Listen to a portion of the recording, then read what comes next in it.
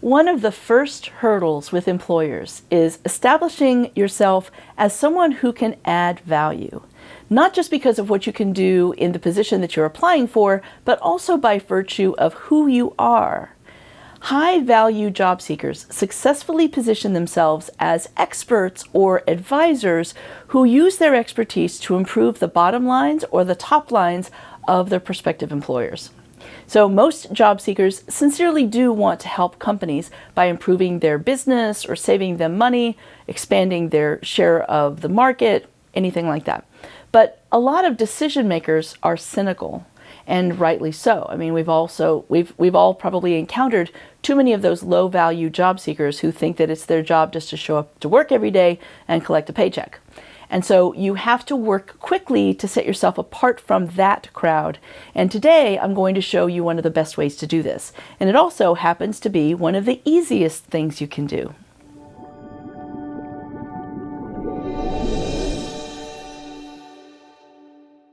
I'm Tammy Cabell, and it's great to talk with you again.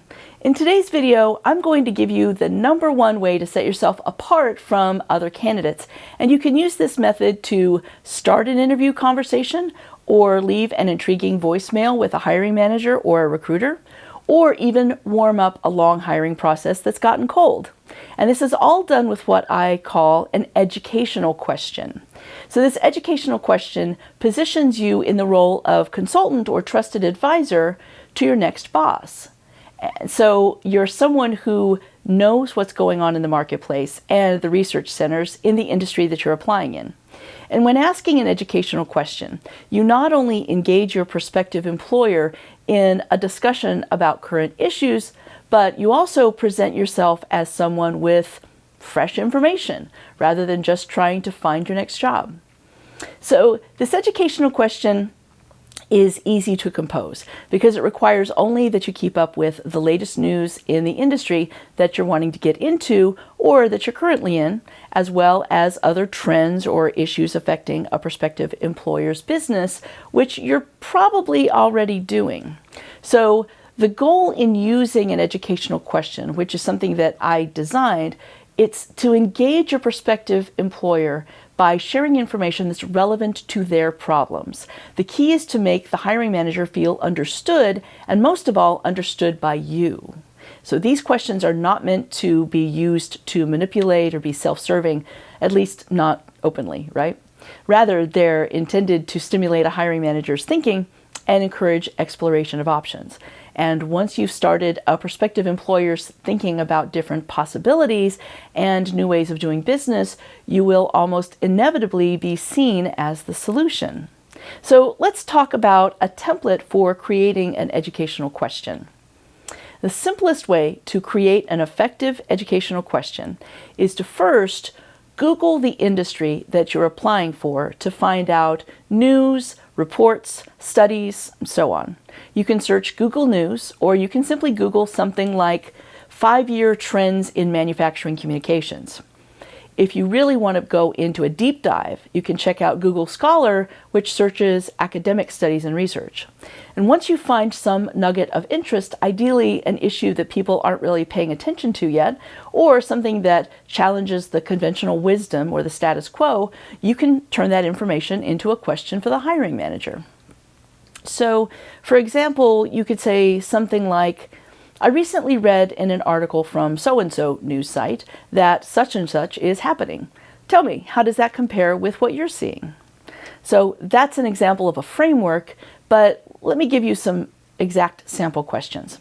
For instance, if you're applying for an HR position, you could say something like, last week I read an article in the Wall Street Journal that claimed that drug testing is an ineffective tool to weed out a quality job applicant, yet 5 times as many companies test for drugs today compared with 10 years ago. What's been your experience on the issue? So if you're applying for a product management role in a tech company, you might ask, for instance, a recent article in the Business Insider website said that over 75% of high-tech firms today turn to foreign workers to fill web development positions. I know one of the challenges seems to be the language barrier and challenges with understanding U.S. customs and norms, But another challenge for employers is keeping up with federal laws governing foreign workers, which are in a constant state of flux. How do you manage those issues with your current IT staff? Or let me give you another example. For instance, if you're applying for a healthcare startup, you might start a conversation with your hiring manager in something like this. In the newest issue of JAMA, the editors questioned whether gene therapy is living up to its early promises. Some doctors, however, insist that breakthroughs are just around the corner. What's your view? Or then, how about this one? For like a finance or mergers and acquisitions job.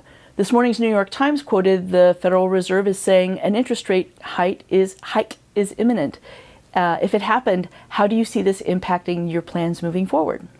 Okay, so educational questions are great because they take advantage of something that you're already doing, which is keeping up with industry news and trends, while elevating your status in the eyes of prospective hiring managers. Now, don't try to pepper every conversation with a lot of educational questions. It's not going to appear natural. One educational question per meeting is enough to solidify your role as a trusted advisor or a consultant to the hiring manager. And once you have asked an educational question, you really need to listen carefully to the response and tailor your follow-up questions to move the conversation in a direction where you can offer help to the employer or your future boss specifically. So you should have a plan in place to transition the meeting from an educational question to the concerns of the hiring manager with whom you're meeting. Such questions aren't going to always lead directly to a discussion of a particular position that may be open, but a good educational question should lay the groundwork for an exchange of ideas and provoke a response from your future boss. Now, the information you use for an educational question does not necessarily need to come from a news source. For example, you could share what you've been hearing from other hiring managers that you are currently talking with or that you've talked with recently. And this is actually valuable in a few different ways. It's going to show the hiring manager that you're talking with, that you've had other conversations, and this is going to make you a more attractive candidate as you're being seen as highly sought after, hot commodity. They're going to more fully appreciate your ability to share vital or up-to-date information that's unique to you and not just info from a quick Google search. And hiring managers love hearing what's going on with other employers because it shows that you're in tune with trends, industry challenges, opportunities, and how others in the industry are tackling them. So there are 4 really effective times when an educational question would be most useful. So number 1 is as a teaser on a voicemail message, so prospective employers will actually return your call. Number 2 is as an icebreaker at the beginning of a phone call or a face-to-face meeting. Number 3 is when an interview conversation has gotten stuck. And number 4 is when you want to add new pizzazz to an existing relationship with a hiring manager.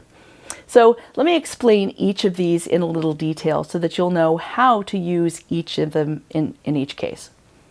So for instance, as a voicemail strategy to prompt callbacks, the first instance is probably the simplest to execute.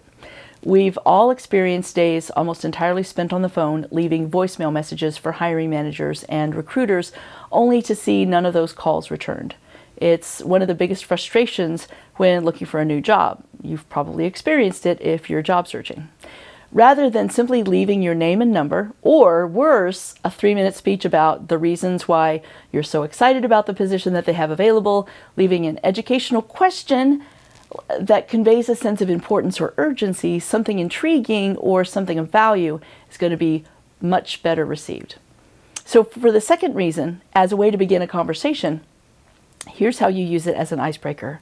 Start the conversation from the very beginning with an educational question and build rapport with a hiring manager or a recruiter. This not only will inspire your prospective employer to start talking, but can also alleviate some of the pressure of the hiring process. And it sets up the conversation to be, well, conversational and not a question and answer session. The educational question doesn't immediately steer the prospective employer toward hiring you. That's not its intention. Its intention in this instance is to break the ice and show your knowledge about current events in the industry. And this is a great icebreaker if you've been in the industry a while, but it's a really important piece if you come from a different industry, because it starts to define you as an industry insider from their first impression.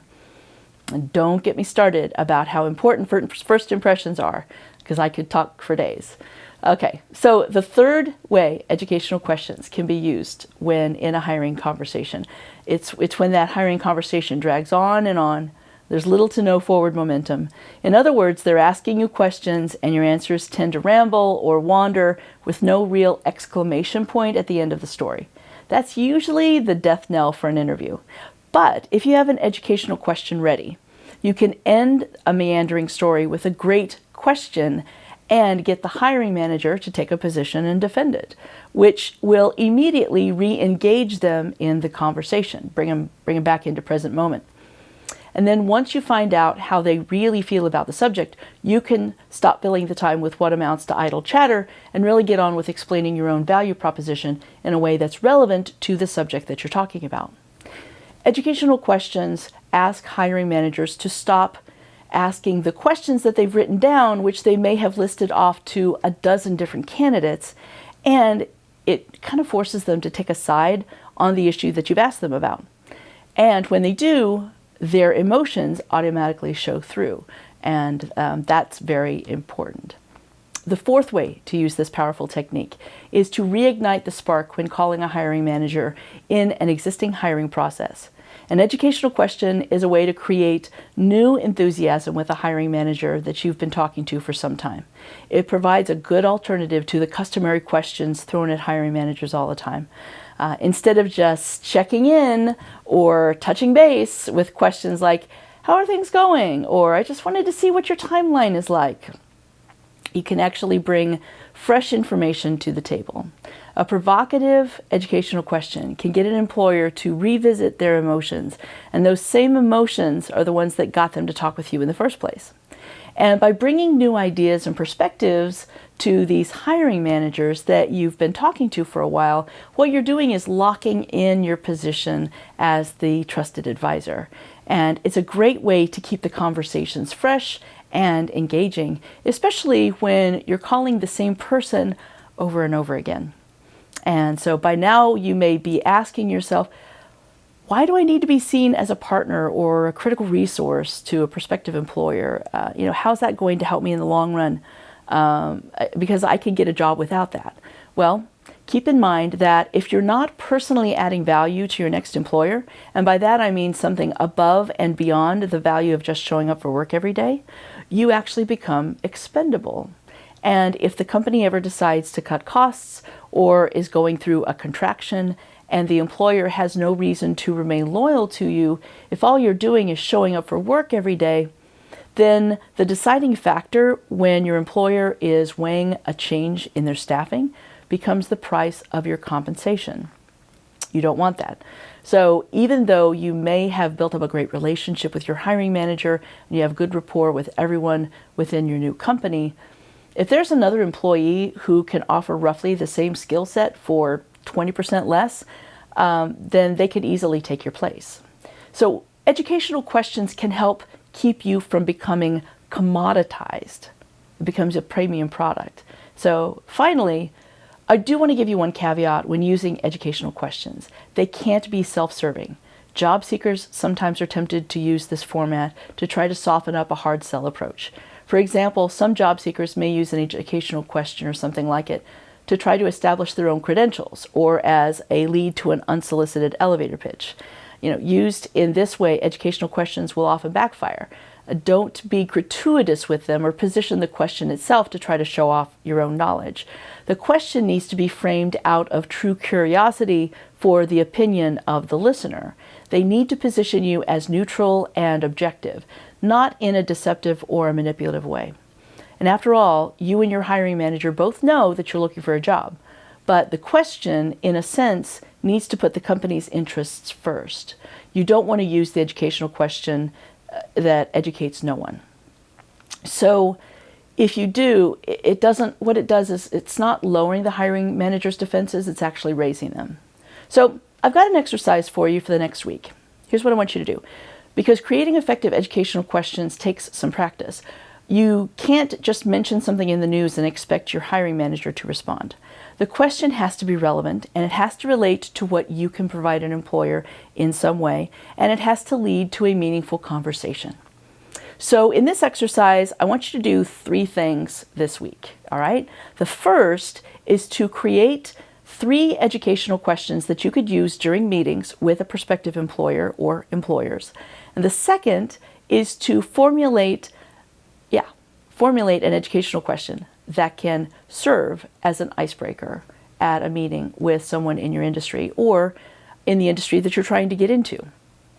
And then third, I want you to come up with an educational question that you can use to find out someone's opinion about a hot topic in your industry or the industry that you're breaking into.